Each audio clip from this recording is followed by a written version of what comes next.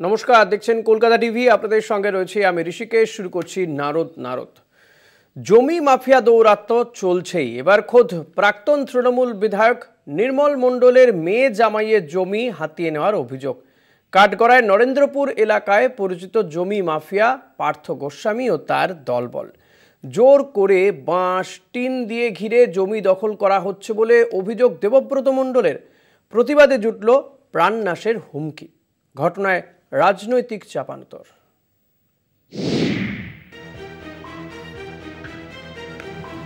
জমি মাফিয়ার দৌরাত্ম্য থেকে ছাড় পেলেন না প্রাক্তন তৃণমূল বিধায়ক নির্মল মণ্ডলের মেয়ে জামাই।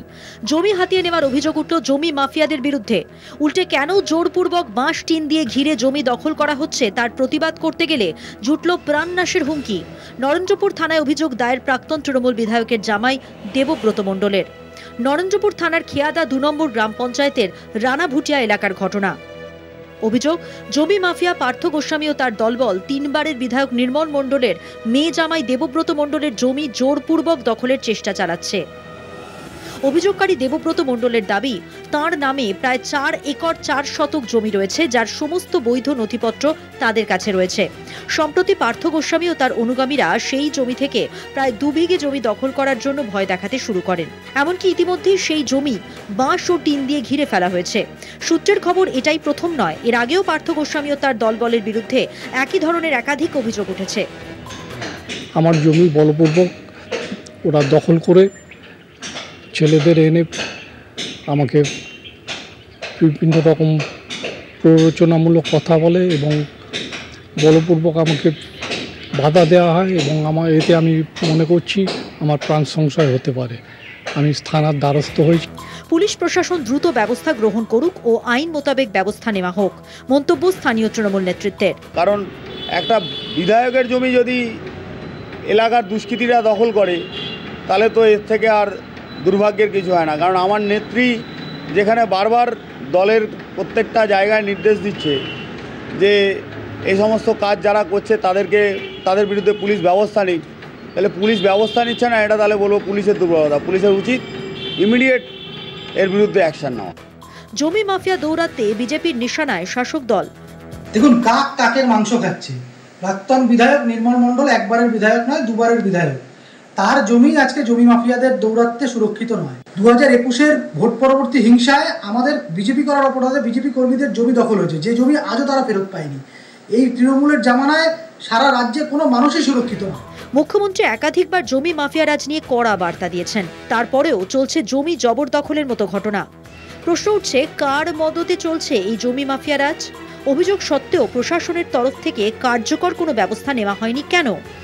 দেবব্রত মণ্ডল এবং তার পরিবার এখন তাকিয়ে আছে প্রশাসনের কঠোর পদক্ষেপের দিকে। নরেন্দ্রপুর থেকে সুখদেব দের রিপোর্ট, কলকাতা টিভি। আমাদের সঙ্গে যারা রয়েছেন তাদের সঙ্গে আলাপ করে দিয়ে আমার সঙ্গে রয়েছেন বিজেপি নেতা গৌতম চক্রবর্তী। আপনাকে স্বাগত। রয়েছেন তৃণমূলের পক্ষ থেকে, বিশেষ করে INTTUCর পক্ষ থেকে প্রদীপ চক্রবর্তী। আপনাকেও স্বাগত জানাবো প্রদীপদা। আমি প্রথমে গৌতমদা আপনার কাছে আসবো, যে বিষয়টা জানতে চাইবো, এই যে জমি দখল হয়ে যাচ্ছে এবং প্রাক্তন তৃণমূল বিধায়ক তার মেয়ে জামাইয়ের জমি, তার জমিও বেদখল হয়ে যাচ্ছে এবং দখল করছে জমি মাফিয়ারা। প্রশ্ন উঠছে যে কাদের মদতে এই জমি দখল হচ্ছে? গৌতমদা, একটু সংশোধন করে দিই। এই যে আপনারা বলছেন জমি মাফিয়া, এটা একটু সংশোধন করতে হবে। এটা জমি মাফিয়া না, এটা তৃণমূলের একটা পার্ট। তৃণমূলের নেতা বিধায়ক বিধায়িকার হস্তক্ষেপ ছাড়া সেই অঞ্চলে তার বিধানসভায় একটা লোক বাড়ির ইট গাঁথতে পারে না। সেখানে 2 বিঘা জমি আমাদের প্রাক্তন মাস্টারমশাই নির্মলবাবু, আমরা তাকে মাস্টারমশাই বলি, তার জমি দখল করে নিচ্ছে টিন বাঁশ দিয়ে। আজকেও পর্যন্ত সেখানে আমরা কিছু লোক দেখে আমাকে জানিয়েছে যে আজকেও পর্যন্ত কাজ হচ্ছে। নরেন্দ্রপুর থানা তাকে ডেকে জিজ্ঞাসাবাদ করেনি। আর এদিকে মুখ্যমন্ত্রী বলছেন মাননীয়া যে স্টেপ নিতে, তাহলে কি থানা মুখ্যমন্ত্রীর কথা শুনছে না? তাহলে সরকার চালাচ্ছে কি আরেকজন, আমাদের ভাইপো বাবু? আসল ঘটনাটা হচ্ছে তৃণমূলের নেতা মন্ত্রী বিধায়ক বিধায়িকাদের কাছ থেকে থানায় ইনস্ট্রাকশন না গেলে, কালীঘাটের একটা অফিস থেকে তাদের ইনস্ট্রাকশন না গেলে থানার আইসি থানার বাইরে বেরোতে পারে না দাদা। তাহলে জিজ্ঞাসাবাদ তো দূরের কথা। এটা নির্মল বাবুর পরিবারকে আজকের একটু মনে করে দেখুন, করোনা পিরিয়ডের সময় তার পরিবারকে এক ঘরে করে রেখে দিয়েছিল এই তৃণমূলরা, তাকে দেখতে পর্যন্ত যায়নি, তাকে টিকিট দেবে না সেটা আমরা সবাই জানতাম, আমরা বিরোধীরা জানতাম। তাকে কিভাবে এক ঘরে করে আজকে তিনি মারা গেছেন, তার মৃত্যুর পেছনে এই তৃণমূলের রাজ্যের যারা নেতা, কালীঘাটের নেতা, তারা জড়িত। আজকের একটা তৃণমূল প্রাক্তন বিধায়কের মেয়ের জমি, জামাইয়ের জমি দখল হচ্ছে, প্রশাসন বেরিয়ে তাকে জিজ্ঞাসা করছে না, কার ক্ষমতায়?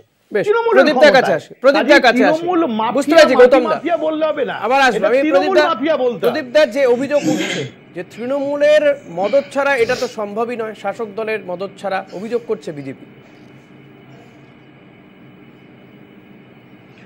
দেখুন, প্রথম কথা হচ্ছে উনি এবং ওনার দল যে কথাগুলো বলে সেগুলো একটু জেনে বলা উচিত। নির্মল মণ্ডল দুবারের বিধায়ক না, নির্মল মণ্ডল 3 বারের বিধায়ক। উনি সোনারপুর অবিভক্ত সোনারপুরের প্রথম বিধায়ক ছিলেন, পরবর্তীকালে বারাইপুর পূর্বে উনি 2 বারের বিধায়ক। 2001 সালে একবার বিধায়ক হয়েছেন এবং পরবর্তীকালে, এবং করোনা কালে তৃণমূল কংগ্রেস যেভাবে মানুষের পাশে দাঁড়িয়েছিল বিজেপিকে খুঁজে পাওয়া যায়নি। আর তৃণমূল কংগ্রেসের যাদের তকমা লাগিয়ে দেওয়া হচ্ছে জমি মাফিয়া বলে, আমি যতদূর জানি যার নাম উঠছে সে যদি সত্যি তৃণমূল কংগ্রেস দলের মানে শাসক দলের অধীনে হতো তাহলে অন্তত এত বড় অন্যায় কাজটা করতো না। কারণ নির্মল মণ্ডল আমাদের মধ্যে আজকে বেঁচে নেই, তিনি আমাদের প্রচন্ড শ্রদ্ধার পাত্র ছিলেন। মানে ওনার মতো একটা মানে নিরেট মানে একটা ভদ্র লোক এবং মাস্টারমশাই, আমরা তাকে তো বহুদিন থেকে চিনি। 2001 সালে প্রথম যখন ছিল, আমি নিজে এজেন্ট ছিলাম, 2006-এও উনি হেরে গেছেন। কিন্তু যাদের নাম উঠছে দুষ্কৃতীরা, তারা যে তৃণমূলের সঙ্গে যুক্ত তার কিন্তু কোনো প্রমাণ এখনো পর্যন্ত বিরোধীরা দিতে পারেনি। তবে আমি একটা কথা বলবো, নির্মল মণ্ডল বাবুর যারা উত্তরসূরি রয়েছেন, ওনার জামাই এবং মেয়ে দেখাচ্ছিলেন আপনারা, তারা নিশ্চয়ই থানায় জানিয়েছেন। কিন্তু একটা ব্যাপার হচ্ছে, জমি সংক্রান্ত বিষয়ে কি হয়, জমি সংক্রান্ত বিষয়ে সিভিল ম্যাটার যেহেতু, থানা সরাসরি কিন্তু প্রথমে হস্তক্ষেপ করতে পারে না। কারণ সিভিল ম্যাটারটা পুরোপুরি দেখে বিএলআরও অফিস। বিএলআরও অফিস হয়ে ক্রিমিনাল কেস যদি হতো তাহলে ওনাকে ওনার যে সমস্ত কাগজপত্র আছে ওনাকে প্রথম বিএলআরও অফিসে অবশ্যই ইনফর্ম করা উচিত। 3 বাস দিয়ে জমি ঘিরে ফেলা হচ্ছে এবং থানা সেটা আটকাতে পারে না। কেউ যদি কমপ্লেন করে 3 বাস দিয়ে জমি ঘিরে ফেলা হচ্ছে, পুলিশ এটা আটকাতে পারে না। হ্যাঁ, সেটা অবশ্যই পুলিশের, আমি এটা ব্যর্থতা বলবো। কারণ পুলিশের বোঝা উচিত যে মুখ্যমন্ত্রী বারংবার যখন নির্দেশ দিচ্ছেন যে সমস্ত জমি মাফিয়ারা চতুর্দিকে দৌরাত্ম্য করে বেড়াচ্ছে, এরা কখনো কোনো দলের লোক হয় না, কারণ এরা দলকে ভালোবাসে না। এদের কাছে এইটাই হচ্ছে পেশা, এই জমির যারা এই সমস্ত করে তাদের এটাই পেশা। এবং তাহলে আমি বলবো যে পুলিশও হয়তো এদের সাথে সেটিং করে নিয়েছে নিশ্চয়ই, নাহলে মুখ্যমন্ত্রী যেখানে নির্দেশ দিচ্ছেন যে সরকারি জমি এবং কোনো মানুষের জমি দখল করা যাবে না, বা তাই সেখান থেকে যারা এই সমস্ত নোংরামিগুলো করছে তাদের বিরুদ্ধে পুলিশ প্রশাসন ব্যবস্থা নিক, তাহলে উনি যখন পুলিশকে জানিয়েছেন যে না আমার জমিতে এরকম টিন দিয়ে বাস দিয়ে ঘিরেছে, আমি নরেন্দ্রপুর থানার যিনি বড়বাবু আছে তাকে অবশ্য বলবো যে ইমিডিয়েট এর বিরুদ্ধে অ্যাকশন নিতে, এবং মুখ্যমন্ত্রীর যে নির্দেশ আছে সেই নির্দেশকে কার্যকর করার জন্য। কারণ আমাদের সত্যিকারের কথা বলছি, নির্মল মণ্ডল আমাদের একজন শ্রদ্ধাপূর্ণ ব্যক্তি, যাকে আমরা আজও শ্রদ্ধা করি। আর তৃণমূল দল ওনার পাশে ছিল না, উনি করোনা কালে ওনাকে টিকিট দেয়নি, এটা পুরোপুরি সর্বৈব মিথ্যা কথা। কারণ নির্মল মণ্ডল নিজে, কিন্তু প্রদীপ দা, গৌতম দা যে কথা বলছেন, এই যে একেবারে আমরা যে প্রতিবেদন দেখালাম, একেবারে জমি মাফিয়া কে তার নাম বলে দিচ্ছি আমরা, সেটাও বলছি। কিন্তু এই যে পার্থ গোস্বামী তার নাম, তো পার্থ গোস্বামী এবং তার অনুগামীরা, এরা কি আদৌ এই কাজটা কোনো শাসক দলের নেতা, পুলিশ প্রশাসনের যদি কারোর সাথে কানেকশন না থাকে এই কাজগুলো করতে পারে? তারা তো এই কাজটাই করেন। দেখুন প্রত্যন্ত এলাকা ছিল খেয়াঘাট 2 নম্বর অঞ্চল। আমার যতদূর মনে আছে 2009 সাল পর্যন্ত সুজন চক্রবর্তী যখন এমপি ইলেকশনে দাঁড়িয়েছিলেন 2009 সাল পর্যন্ত তৃণমূল ওখানে কোনোদিন একটা বুথে এজেন্ট দিতে পারেনি। আর তৃণমূলের সংগঠন ওখানে দূরস্থ, তখন তৃণমূলের ওখানে সংগঠন বলে কিছু ছিল না। এবং এখন তৃণমূলের এখন মানে কি বলবো, এখন সবাই সরকারের দলের সঙ্গে ভিড়ে থাকার চেষ্টা করে, কিন্তু এই যার নাম বলছেন আমি জীবনে কোনোদিন এই ব্যক্তির নামও শুনিনি যে ওই অঞ্চলে দলটা করে বলে। কারণ ও এই পার্থ গোস্বামী আমি চিনি না, যাই হোক সে যদি সত্যি তৃণমূল কংগ্রেস করে তাহলে আমি বলছি তৃণমূল কংগ্রেস হয়তো করে না, কিন্তু সুবিধে তো নাই, কারণ কোথাও গিয়ে তো সুবিধে পাচ্ছে গৌতম দা। তৃণমূল কংগ্রেস হয়তো তিনি করেন না, গৌতম দা বলছেন তৃণমূল কংগ্রেস এদের সুবিধা দিতে হয় না। দাদা বলছিলেন আমি শুনছিলাম। হ্যাঁ গৌতম দা প্লিজ এবার আমি একটু বলে নেবো দাদা। হ্যাঁ দাদা বলছিলেন আমি শুনছিলাম। এখন ঘটনাটা হচ্ছে এই এখন বর্তমানে যে তৃণমূলের সরকারটা চলছে, দাদাও ভালো করে জানে যে একটা পাড়াতে ওয়ার্ডে পঞ্চায়েতে যদি একটা নতুন বাচ্চা জন্মায় সেটাও পারমিশন নিতে হবে, যে পজিশনে আমরা আছি। একটা তৃণমূলের সেইখানকার সদস্য, সেখানকার প্রধান, বিধায়ক, বিধায়িকা জানেন না এই ব্যক্তি শুধু আজকের এই 2 বিঘা জমি দখল করছে তা না। একটু খোঁজ নিয়ে দেখবেন ওই অঞ্চলে এই ব্যক্তি এর আগেও কতজনের জমি, কতজনের বাড়ি ভয় দেখিয়ে লিখিয়ে নিয়েছেন এবং বেচেও দিয়েছেন। ওখানকার সাধারণ মানুষরা বলবে। আর পুলিশ, দাদা বলছে পুলিশের ব্যর্থতা। আজকের পুলিশের ব্যর্থতা মানে তো পুলিশ মন্ত্রীর ব্যর্থতা, আমাদের মাননীয় মুখ্যমন্ত্রীর ব্যর্থতা। আজকের একটা প্রাক্তন বিধায়ক, দাদা নির্মলবাবুকে শ্রদ্ধা করেন, আমরাও শ্রদ্ধা করি নির্মলবাবুকে, মাস্টারমশাইকে, আজকে তার পরিবারের জমি দখল হচ্ছে।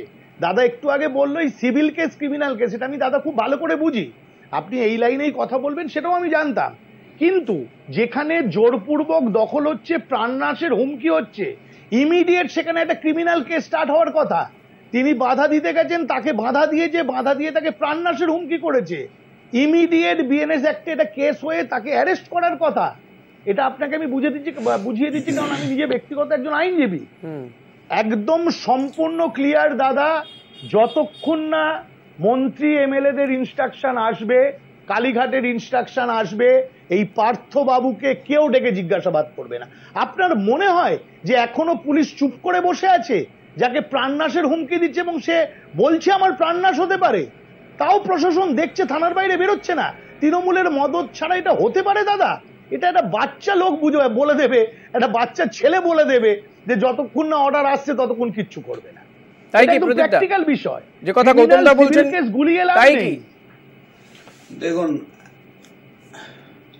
আসলে গৌতম দাদের আমার কিছু বলার নেই, কারণ গৌতম দারা বহুবার চেষ্টা করেছে পশ্চিমবাংলার বুকে অরাজকতা তৈরি করে পশ্চিমবাংলার ক্ষমতা দখল করার। এখন ওনারা যে সিস্টেমে অন্যান্য রাজ্যগুলো চালাচ্ছে, ওনারা পশ্চিমবঙ্গটাকেও সেইভাবেই ভাবে। কিন্তু আমি একটা কথা গৌতমবাবুকে বলবো যে একটা জিনিস জেনে রাখুন, তৃণমূল কংগ্রেসের নেত্রী কখনো এই সমস্ত হুলিগানদেরকে প্রশ্রয় দেয়নি এবং আগামী দিনেও দেবে না। এবং আমি একদম জোর গলায় বলছি, আমার এই সোনারপুর উত্তর বিধানসভায় আমি নিজে থাকি, সোনারপুর উত্তর বিধানসভায় যারা নেতৃত্ব দেয়, আমি নিজে একজন বিধানসভার গুরুত্বপূর্ণ দায়িত্বে রয়েছি, বিধানসভার কোর কমিটিতে।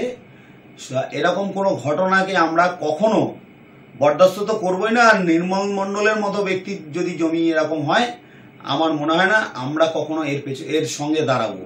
এবার যেটা বলছি, এইখানে আমার প্রশ্ন যে একজন প্রাক্তন বিধায়কের মেয়ে জামাই, তারা তাদের জমিটা সুরক্ষিত রাখতে পারছে না, তাদের জমি দখল হয়ে যাওয়ার জোগাড় হয়েছে, ঘিরে ফেলা হচ্ছে, প্রাণনাশের হুমকি পাচ্ছেন বাধা দিতে গেলে, একজন প্রাক্তন বিধায়কের মেয়ে জামাই। তাহলে সাধারণ মানুষজন কি করবে? অ্যাকচুয়াল ব্যাপার হচ্ছে সাধারণ মানুষের জমি কতটা সুরক্ষিত, তাহলে সে প্রশ্ন তুলছেন গৌতম দা। শুনুন, মানুষ সুরক্ষিত নয় দাদা, সেটা দাদা ভালো করে জানেন। আজকের এরকম ঘটনার পরেও তাকে জিজ্ঞাসা করেনি। বলি একটু দাঁড়ান, আপনি যখন না না, প্রত্যন্ত গ্রামাঞ্চল, তো এই গ্রামাঞ্চলে রাতের বিরেতে কে কার জমি দখল করছে এবং ওইসব অঞ্চল পুরো ধুধু করছে, পুরো এলাকা, এবং পুরোটাই বিল অঞ্চল, মানে ওয়েটল্যান্ড, এবং ম্যাক্সিমাম ওই অঞ্চলে যে সমস্ত রানাভুতিয়া বলুন, কাটিপোতা বলুন, এইসব অঞ্চলে প্রচুর ওয়েটল্যান্ড রয়েছে। এবার রাতে বিরেতে কে কার জমি দখল করছে সেটা তো তৃণমূল কংগ্রেস সবসময় দেখা সম্ভব নয়। এবার উনি থানাকে জানিয়েছেন, তৃণমূলের দেখা সম্ভব নয়, প্রশাসনের তো দেখা সম্ভব। নিয়ে বলছি, থানা দেখুন, প্রশাসনের অবশ্যই সম্ভব। আমি নিজে থানার সঙ্গে কথা বলবো প্রয়োজন হলে, যে আজকে এরকম ঘটনা ঘটছে, কারা এত আস্পর্ধা, কাদের এত দুঃসাহস যে আমাদের তৃণমূলের প্রাক্তন বিধায়কের জমি তারা দখল করার চেষ্টা করছে। গৌতম দা, প্রদীপ দা বলছেন দরকার পড়লে আমি নিজে কথা বলবো। আমরা যে প্রতিবেদন, অন্যায়ের পাশে দাঁড়াই না। প্রদীপ দা, আপনি এখন শুনেছেন কথাটা যে জমি দখল হয়ে যাচ্ছে, বিষয়টা এমন নয়, কিন্তু আমরা যে প্রতিবেদন চালালাম তাতে আপনারই বক্তব্য রয়েছে। গৌতম দা আসছে, গৌতম দা আসছে, আমার প্রশ্নটা করতে দিন। আমি কিন্তু, অর্থাৎ বিষয়টা আপনিও অনেকক্ষণ আগেই জানেন, হয়তো অনেক দিন আগে থেকেই জানেন, তাহলে এতদিন পুলিশ কেন আপনি চাননি যে পুলিশ কেন ইন্টারভেন করছে না? পুলিশের ভূমিকা নিয়ে আপনিও প্রশ্ন তুলছেন, কিন্তু কেন বলেননি? আর যদি পুলিশের কাছে যেতেই হয় তাহলে কোনো একজন শাসক দলের নেতাকে ছুঁয়ে যেতে হবে? গৌতম দা, না, এটা তো দেখুন, সাধারণ মানুষ হিসেবে যে কেউ থানায় গিয়ে জানাতে পারে যে এটা সম্ভব না। থানারও এই না না, এটা পুরোপুরি আপনি যেটা বলছেন, শুনুন, আমি আপনাকে জোর গলায় বলছি, আপনার একটা বাইটও আমি দেখেছি যে আপনি নিজে এটা জানেন, জেনে শোনার পরেও আপনি নিজে বললেন একটা বিধানসভার গুরু দায়িত্বও আপনি আছেন। তাহলে বিধানসভার কোর কমিটিতে আমাদের বিধায়িকা বা বিধায়ক, তাদের দিয়ে নরেন্দ্রপুর থানায় আপনারা বললে এই আসামি অ্যারেস্ট হবে না, এটা পশ্চিমবঙ্গের মানুষ বিশ্বাস করবে দাদা? আপনাদের মতো লোকেরা বা আপনার মাথায় যারা আছেন, যারা সিনিয়র, সেই বিধায়ক বিধায়িকা যদি একটা ফোন করে, নরেন্দ্রপুর থানার আইসির ক্ষমতা আছে তাকে ডেকে নিয়ে গিয়ে জিজ্ঞাসাবাদ করে ধরবে না? তাহলে ধরেনি কেন আজকেও পর্যন্ত? ওখানে ওই আপনি প্রত্যন্ত অঞ্চল বলছেন, এখন প্রত্যন্ত অঞ্চল আছে, কিন্তু মানুষ এখন বাড়িতে বসে টিভিতে সব দেখতে পাচ্ছে। তাই পশ্চিমবঙ্গের মানুষ অনেকটা সচেতন হয়েছে দাদা, তারা বুঝতে পারছে তারা কোন রাজ্যে বাস করছে। আপনাদের জানার পরেও সে এখনো অ্যারেস্ট হয়নি, তাকে জিজ্ঞাসাবাদ করেনি, এইটার উত্তর আপনি কি দেবেন? তাহলে কি আমাদের বিধায়িকা বিধায়কের কথা শুনছে না কেন? দেখুন, আমার বিধায়ক সম্বন্ধে আপনার বোধহয় আইডিয়া নেই। আমার যিনি বিধায়ক, উনি কিন্তু কখনো আজ পর্যন্ত এই সোনারপুর উত্তর বিধানসভায় কোনো রকম এই সমস্ত মানে হুলিগানদের সাপোর্ট করেননি, আগামী দিনেও করবেন না। আমি তাহলে এই প্রদীপ গোস্বামীদের বারবার, এই পার্থ গোস্বামীদের বারবারন্ত কিভাবে? এই সমস্ত তাহলে এই পার্থ গোস্বামীদের বারবারন্ত কিভাবে? প্রদীপ দা, এই পার্থ গোস্বামীদের বারবারন্ত কিভাবে? তাহলে এদের বিরুদ্ধে, এ তো আজকের নয়, এর বিরুদ্ধে এর আগে একাধিক কমপ্লেইন আছে, একাধিক অভিযোগ আছে। এটা ঠিক গৌতম দা, যে কথা প্রদীপ দা এখন বললেন, জমি মাফিয়া কোনো দলের হয় না, এটা ঠিক কথা প্রদীপ দা বলছেন। যে জমি মাফিয়া কেন, আমি বলবো যারা এই ধরনের দুর্নীতির সঙ্গে, এই ধরনের দুষ্কৃতকারীরা কখনোই কিন্তু কোনো দলেরই হয় না। যারা আজকে আপনি বলছেন যারা আজকে তৃণমূলের সঙ্গে যুক্ত হয়তো রয়েছে, তারা একটা সময় বামেদের সঙ্গেও হয়তো যুক্ত ছিল। আগামী দিনে যদিও আমি জানি না আপনাদের এই স্বপ্ন সফল হবে কিনা, যদি আগামী দিনে আপনারাও আসেন হয়তো আপনাদের সঙ্গেও তারা যুক্ত হয়ে যাবেন। ফলত এই দুষ্কৃতীদেরকে তো কন্ট্রোল করতে হবে। পশ্চিমবঙ্গের মানুষ যাদেরকে ঘেন্না করছে তাদেরকে নেবেন, এবার কন্ট্রোলটা করছে না তো। যদি এই ব্যক্তির নামে দীর্ঘদিন ধরে অভিযোগ প্রদীপ দা, তাহলে এতদিন আপনারা একে আটকাননি কেন? এর নামে এই প্রথম অভিযোগ আসছে না, আজকের নয়। আমাদের মাস্টারমশাইয়ের পরিবার আক্রান্ত হয়েছে। ছোট্ট বিরতি, এটা বিরতি নিয়ে ফিরছি। গৌতম দা এবং প্রদীপ দা, একটা ছোট্ট বিরতি নিয়ে ফিরছি আমরা এই আলোচনায়, সঙ্গে থাকবেন প্লিজ। ফিরলাম বিরতির পর, দেখছেন নারদ, আপনাদের সঙ্গে রয়েছি আমি ঋষিকেশ। আমি প্রদীপ দা আপনার কাছে আসবো। এই যে কথা গৌতম দাও তো বারবার করে বলছেন যে রাজ্যের মুখ্যমন্ত্রী তিনি খোদ বার্তা দিয়েছেন যে এই ধরনের মাফিয়ারা চলবে না, কেউ যেমন সরকারি জমি তে সেখানে কেড়ে নেবে না বা সেখানে কোনো বাড়ি তৈরি বা জবরদখল করতে পারবে না, পাশাপাশি অন্য কারো জমিও কেড়ে নেওয়া হবে না, নিলেও তাদেরকে ফেরত দিতে হবে অতি দ্রুত। কিন্তু মমতা বন্দ্যোপাধ্যায় বলেছেন আজকে মাস কয়েক হয়ে গেল, তারপরেও এই ঘটনাগুলো কেন সামনে আসছে? আমি প্রথমেই আপনাকে বলেছি যে জমি সংক্রান্ত বিষয়ে আমরা জমি জমা সংক্রান্ত বিষয়ে এইসব বিষয়ে সত্যি বলছি, আমরা যারা নেতৃত্ব দিই তারা কিন্তু চট করে জমি সংক্রান্ত বিষয়ের মধ্যে ঢুকতে চায় না। কারণ জমি সংক্রান্ত বিষয় এমন একটা বিষয় যে বিষয়ের মধ্যে বিএলআরও একটা ফ্যাক্টর থাকে। কারণ বিএলআরওর মধ্যে কার নামে কার জমি কি রেকর্ড আছে কি বৃত্তান্ত, যার জন্য এটা সিভিল। গৌতমবাবু নিজে বলছিলেন যে গৌতমবাবু একজন লয়ার, গৌতমবাবু নিজে খুব ভালো মতো জানেন যে জমি এমন একটা বিষয় যে বিষয়টার মধ্যে সত্যিকারের কথা থানাও কিন্তু যদি কখনো এই ব্যাপারটার মধ্যে ঢুকতে যায়, থানাকেও কিন্তু কোর্টের একটা অর্ডার লাগে, এবং সেই কোর্টের অর্ডারটা না হলে কিন্তু থানা এই যে জমি সংক্রান্ত বিষয় কিন্তু থানা চট করে যেতে পারে না।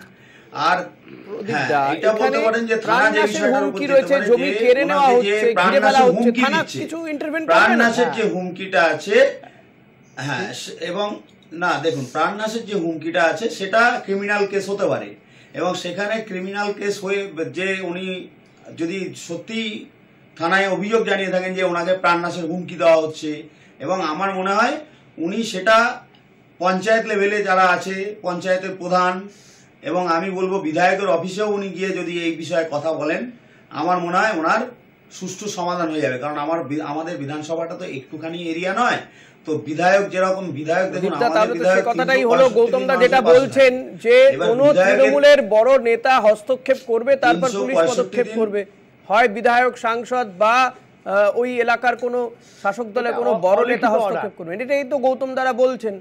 তা আপনিও সেটাই ঘুরপথে সেটাই বলছেন।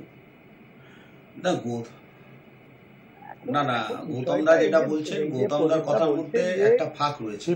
গৌতমদার বক্তব্য হচ্ছে যে তৃণমূল কংগ্রেস মানেই জমি মাফিয়া, তৃণমূল কংগ্রেসের মানে বড় কোনো মাথা এখানে জড়িত আছে, এবং সেখান থেকে কালীঘাট, এই যে কথাগুলো বলছেন এগুলো জানার আগে জানতে হবে তাকে জমি এমন একটা জিনিস যে জমির মধ্যে কিন্তু সত্যিকারের কথা বলছি পার্টি ঢোকার আগে 10 বার চিন্তা করে।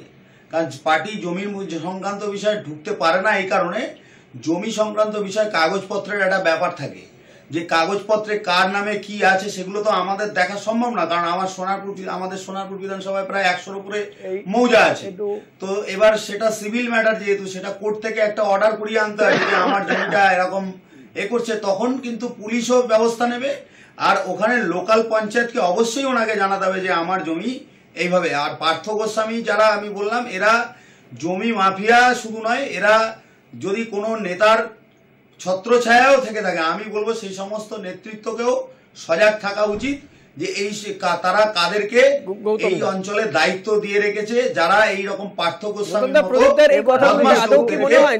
সুরক্ষা দিচ্ছে। প্রদীপদাকে আমি একটু বলে নি। প্রদীপদা, এই যে আপনি সিভিল কেস ক্রিমিনাল কেস বললেন, অবশ্যই এটা একটা matter, civil case criminal case. যখন একটা অভিযোগ আছে প্রাণনাশের, পুলিশ তখন ইমিডিয়েট একটা অ্যাকশন নিতে পারে, ক্রিমিনাল কেস স্টার্ট করে। এই যে 2 নম্বর আপনি বলছেন রেকর্ড, এখন পশ্চিমবঙ্গের বিএলআরও আর এসডিএলআরও অফিসে সন্ধ্যের পর থেকে দাদা বিশ্বাস করুন, আমার নিজের চোখে দেখা যে আজকের আমার জমি আছে, কালকের এলআরএ কেটে আরেকজনের নাম বসিয়ে দিচ্ছে।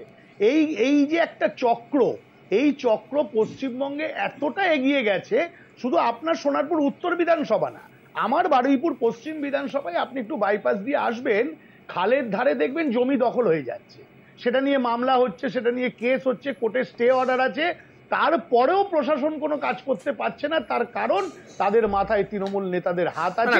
এই জায়গাতেই তো দলনেত্রী এটাকে আইডেন্টিফাই করেছেন, রাজ্যের মুখ্যমন্ত্রী আইডেন্টিফাই করেছেন এবং তিনি বার্তা দিয়েছেন, তার মানে কোথাও করার পরেও তাহলে প্রশাসন তার মানে কি তার কথা শুনছে না? এটা হতে পারে দাদা, তার একটা মুখ্যমন্ত্রীর কথা, মাননীয়ের কথা শুনবে না? কেন শুনবে না? কি কারণে শুনবে না? তার কারণ কি? তার মানে তার হাত থেকে কন্ট্রোল চলে গেছে, কন্ট্রোল অন্যজন নিয়েছে। লোকাল এমএলএ এমপিরা ঠিক করবে যে কে জমি দখল করবে, কেন প্রশাসন গিয়ে তাকে আটকাবে না?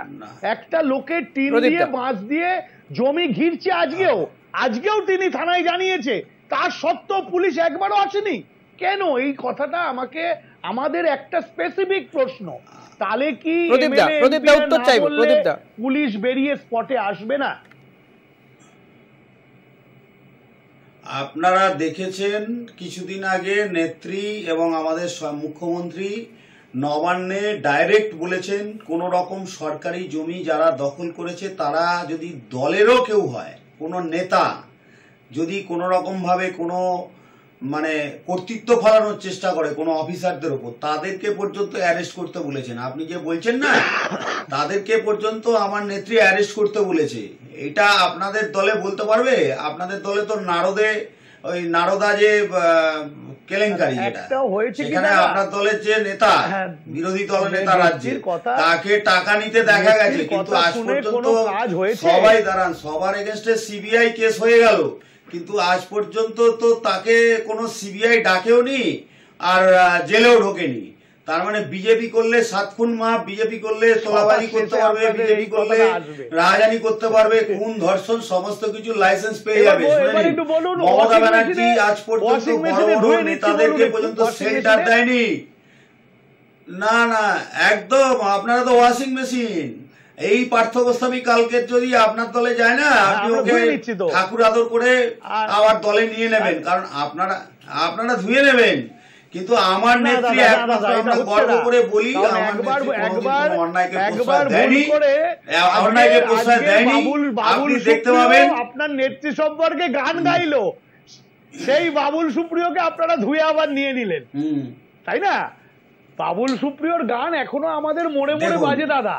সেই বাবুল সুপ্রিয় আপনাদের নেতৃত্ব দিচ্ছে, আপনার নেত্রী তাকে একটু ওয়াশিং মেশিনে ধুয়ে নিয়ে নিলে। আপনারা 2021-এ অনেক চেষ্টা করেছেন, সামনে 2026 আছে, আপনারা দেখুন, আপনারা পাচ্ছেন না। আপনাকে বলি, আপনারা তিলকে তাল করবেন না, না না, আপনারা তিলকে তাল করে কোনো লাভ হবে না। আমি একটা কথা বলি, আপনারা 365 দিন তো মানুষের পাশে থাকেন না, তো আমরা 365 দিন মানুষের পাশে থাকি, আমরা নিশ্চয়ই এটা সুষ্ঠু সমাধান করব। এইটুকু আমি মানে কলকাতা টিভি যারা দেখছেন তাদের কাছে আমি এটা, আমার নেত্রীর প্রতি আমার অগাধ বিশ্বাস আছে এবং আমার বিধায়কের প্রতি অগাধ বিশ্বাস আছে। নির্মল বাবুর পরিবার কি আস্থা রাখতে পারবে? এখনো পর্যন্ত পুলিশ প্রশাসন ব্যবস্থা নেবে? এখনো পর্যন্ত একদম আস্থা রাখতে পারবে, কারণ একদম আস্থা রাখতে পারবে। তার কারণ হচ্ছে নির্মল বাবু আমাদের কাছে একজন সৎ একজন বিধায়ক হিসেবে পরিচিত, ঠিক আছে, এবং তার জমি যদি এরকম ভাবে কেউ দখল করার চেষ্টা করে আমরা কিন্তু তাকে ছেড়ে দেবো। আপনি জানার পর কিছু বললেন না, সেটাকে খতিয়ে দেখছি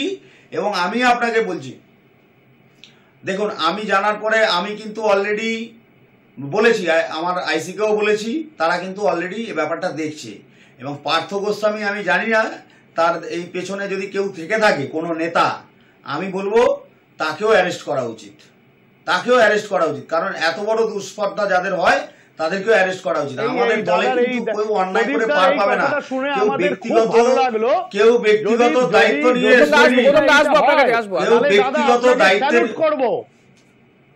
ব্যক্তিগত স্বার্থের জন্য, শুনুন, ব্যক্তিগত স্বার্থের জন্য যদি কেউ কারো জমি দখল করে তার জন্য তৃণমূল কংগ্রেস দায়ী হতে পারে না, কারণ ব্যক্তিগত স্বার্থ তার কাছে কাজ করছে। যদি দলের স্বার্থ তার কাছে কাজ করতো তাহলে সেই রকম অন্যায় কাজ করতো না। ব্যক্তিগত স্বার্থ তার আছে, দলকে সামনে রেখে নোংরামি করার চেষ্টা হয়তো করার চেষ্টা করছে।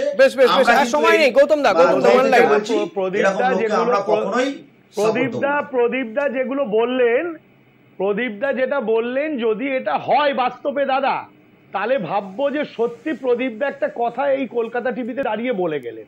আজকে ওনার মাথার ওপর যে তৃণমূলের নেতার ছত্রছায়া আছে, আজকে তাকে যদি ধরে ভাববেন যে ইতিহাস পাল্টে গেল। ছত্রছায়া আছে কিনা এটা আপনি অ্যাজাম্পশন করছেন, জানা নেই। যাই হোক, দেখা যাক এই ধরনের দুষ্কৃতীদের বিরুদ্ধে ব্যবস্থা নিক, এটাই আমরা চাইবো। আজকের মতো এখানেই শেষ করছি। গৌতম দা এবং প্রদীপ দা, আপনাদের দুজনকে ধন্যবাদ। নারদ আজ এই পর্যন্তই। দেখতে থাকুন কলকাতা টিভি, রাত 3 7 দিন।